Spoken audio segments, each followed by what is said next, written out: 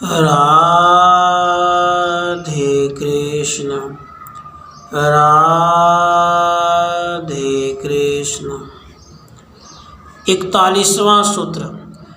इसके सिवा प्रायश्चित के अधिकारी अन्य आश्रम वालों के लिए जो प्रायश्चित बताया गया है वह भी उसके लिए विहित नहीं है, क्योंकि स्मृति में उसका महान पतन माना गया है, इसलिए प्रायश्चित के उपयुक्त नहीं रहा।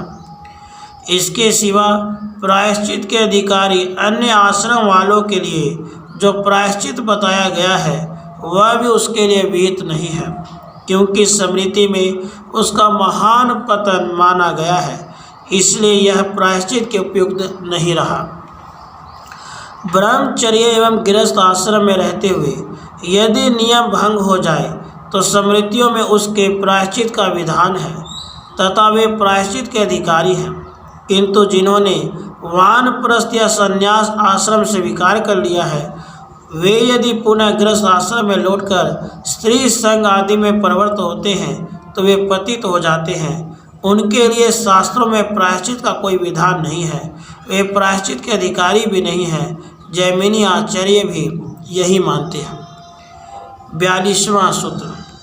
कई बार आचार्य तो इसे उपपातक भी मानते हैं, इसलिए वे भोजन के नियम भंग के प्रायश्चित की भांति इसके लिए भी प्रायश्चित का भाव मानते हैं। यह बात शास्त्र में कही है, यह भी उनका कथन है।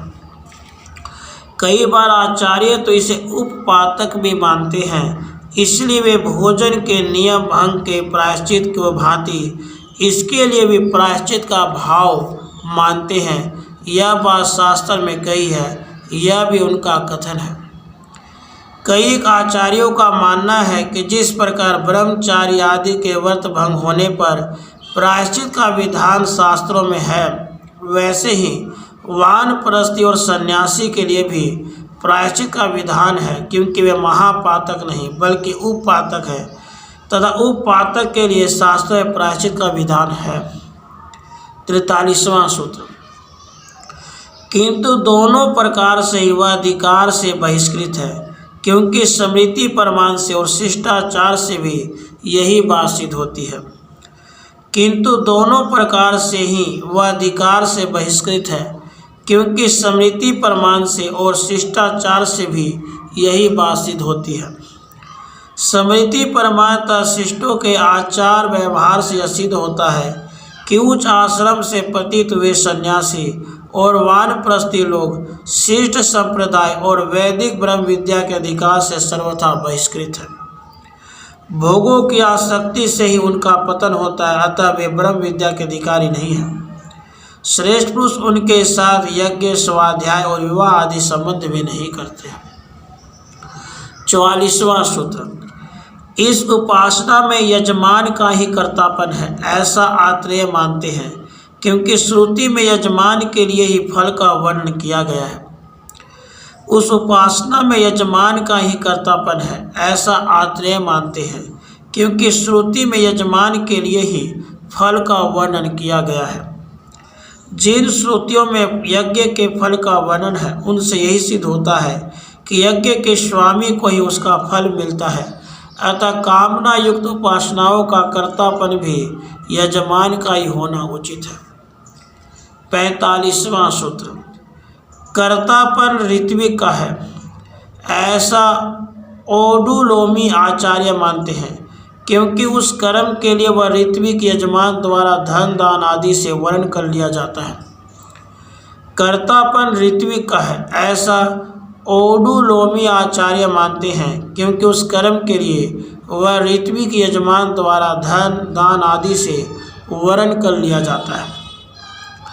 आचार्य ओडुलोमी का मानना है कर्तापन तो ऋत्विक का ही है, किंतु फल यजमान को ही मिलता है, क्योंकि वह ऋत्विक उस कर्म के लिए यजमान के द्वारा धन दान आदि से वर्ण कर लिया जाता है, अतः वह दाता द्वारा दी हुई दीक्षिणा का ही अधिकारी है, उसके फल में अधिकार नहीं है। 41वां सूत्र। इसके सिवा प्रायश्चित के अधिकारी अन्य आश्रम वालों के लिए जो प्रायश्चित बताया गया है वह भी उसके लिए विहित नहीं है, क्योंकि स्मृति में उसका महान पतन माना गया है, इसलिए यह प्रायश्चित के उपयुक्त नहीं रहा। 42वां सूत्र, कई बार आचार्य तो इसे उपपातक भी मानते हैं, इसलिए वे भोजन के नियम भंग के प्रायश्चित की भांति इसके लिए भी प्रायश्चित का भाव मानते। यह बात शास्त्र में कही है, यह भी उनका कथन है। 43वां सूत्र, किंतु दोनों प्रकार से ही वह अधिकार से बहिष्कृत है, क्योंकि स्मृति प्रमाण से और शिष्टाचार से भी यही बात सिद्ध होती है। 44वां सूत्र, इस उपासना में यजमान का ही कर्तापन है, ऐसा आत्रेय मानते हैं, क्योंकि श्रुति में यजमान के लिए ही फल का वर्णन किया गया है। 45वां सूत्र, कर्तापन ऋत्विक का है, ऐसा ओडुलोमी आचार्य मानते हैं, क्योंकि उस कर्म के लिए वह ऋत्विक यजमान द्वारा धन दान आदि से वर्ण कर लिया जाता है। राधे कृष्ण, राधे कृष्ण।